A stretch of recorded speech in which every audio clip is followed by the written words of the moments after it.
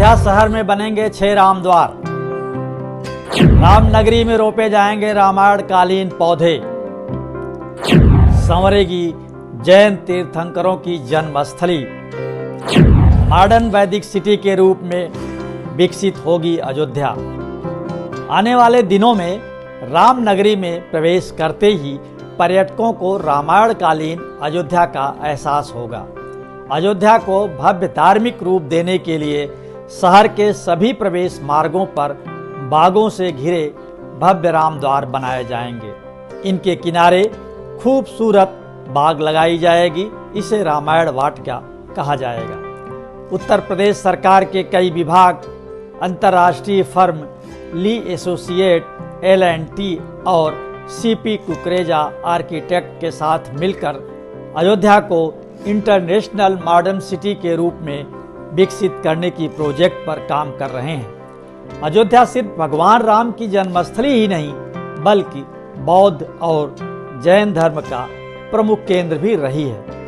योगी आदित्यनाथ सरकार राम मंदिर के साथ ही जैन और बौद्ध धर्म के विकास का भी खाका खींच चुकी है। राम मंदिर का निर्माण के इस विशेष शो में आइए जानते हैं अयोध्या के विकास की कहानी।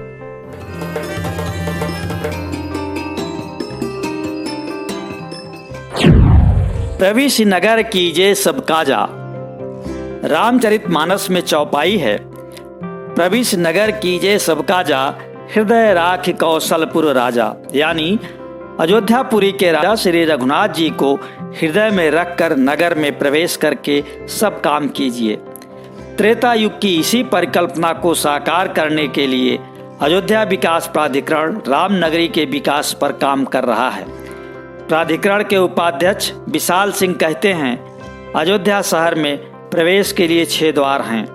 रामनगरी को भव्य धार्मिक स्वरूप देने के लिए इन सभी प्रवेश मार्गों पर विशालकाय राम द्वार बनाए जाएंगे। ये पहल पवित्र शहर को एक छोटे से शहर से एक नए और आधुनिक शहर में बदलने की कार्य योजना का एक हिस्सा है। सफल पूग फल कदली रसाला। सफल पूग फल कदली रसाला, रोपे बकुल कदम्ब तमाला। तुलसीदास जी लिखते हैं कि श्री रामचंद्र जी के विवाहोपरांत बारात लौटकर अयोध्या आती है तो अयोध्या नगरी में विविध पौधों का रोपण किया जाता है।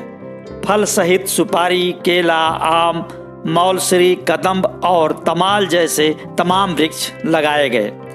प्रमुख सचिव आवास एवं शहरी विकास दीपक कुमार का कहना है कि अयोध्या में रामायण काल के इस युग को दर्शाने के लिए बुनियादी ढांचे के अलावा संपूर्ण रामनगरी को रामायण कालीन वनस्पतियों से आच्छादित किया जाएगा।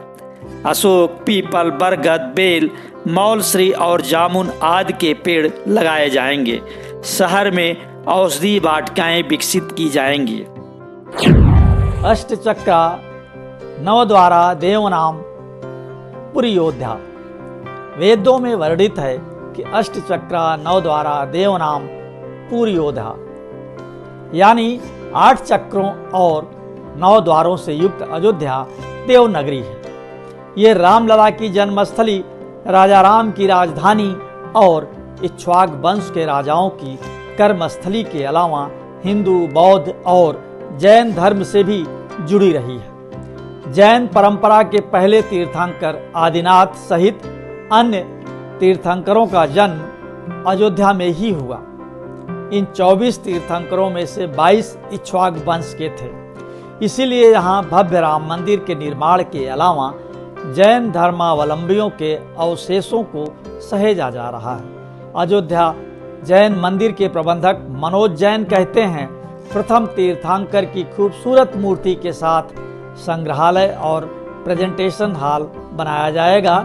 इस प्रोजेक्ट पर 4 करोड़ 43 लाख खर्च होंगे। अयोध्या में 5 तीर्थंकरों का जन्म। जैन परंपरा के 24 तीर्थंकरों में से 5 का जन्म अयोध्या में हुआ था। तीर्थंकरों में प्रथम ऋषभदेव, दूसरे अजितनाथ, चौथे अभिनंदन दास, 5वें सुमित नाथ और 14वें तीर्थंकर अनंतनाथ हैं। प्रथम तीर्थंकर की जन्मभूमि पर 8 एकड़ में विस्तृत विशाल मंदिर है। अयोध्या के सभी 5 तीर्थंकरों की जन्मभूमि से जुड़ते मार्गों पर अब स्वागत द्वार भी बनाया जाएगा। संग्रहालय ऋषभदेव दिगंबर जैन मंदिर में स्थापित गर्भगृह के दाहिनी ओर की 15,000 वर्ग फुट भूमि पर बनेगा। संग्रहालय में प्राचीन जैन मूर्तियां, विशेष रूप से अयोध्या में पैदा हुए तीर्थंकरों की दुर्लभ प्रतिमाएं, इनसे जुड़े साहित्यिक साक्ष्य और उनके उपदेशों को सहेजने की योजना है। अयोध्या विधायक वेद प्रकाश गुप्त कहते हैं, अयोध्या का विकास जैन परंपरा की विरासत के अनुरूप किया जाएगा। अयोध्या में रखे गए थे भगवान बुद्ध के दांत। यरूशलेम की तरह ही अयोध्या 3 धर्मों हिंदू, जैन और बौद्ध धर्म का प्रमुख केंद्र रहा है। तीनों धर्मों के लिए यह पवित्र और तीर्थ नगर है। भगवान बुद्ध की प्रमुख उपासिका विशाखा ने बुद्ध के सानिध्य में अयोध्या में धम्म की दीक्षा ली थी। स्मृति स्वरूप विशाखा ने अयोध्या में मणि पर्वत के समीप बौद्ध विहार की स्थापना करवाई थी। यह भी कहते हैं कि बुद्ध के महापरिनिर्वाण के बाद इसी बुद्ध विहार में बुद्ध के दांत रखे गए थे। बौद्ध मान्यताओं के अनुसार भगवान बुद्ध देव ने साकेत में 16 वर्षों तक निवास किया था। कौशल नरेश प्रसेनजीत ने बौद्ध भिक्षु बावरी की याद में यहाँ बावरी बौद्ध विहार बनवाया था। 7वीं शताब्दी में चीनी यात्री वैन सांग अयोध्या आया था।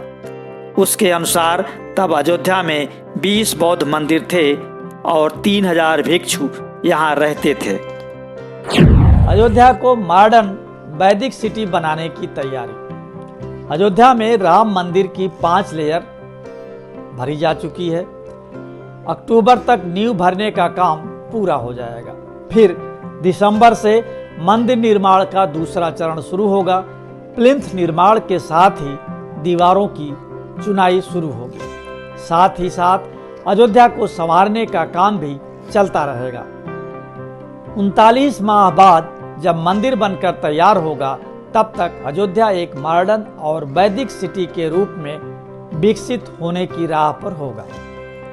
आने वाले समय में अयोध्या सिर्फ रामनगरी ही नहीं, बल्कि सभी धर्मों के एक केंद्र के रूप में अपनी पहचान बनाने में सफल होगा।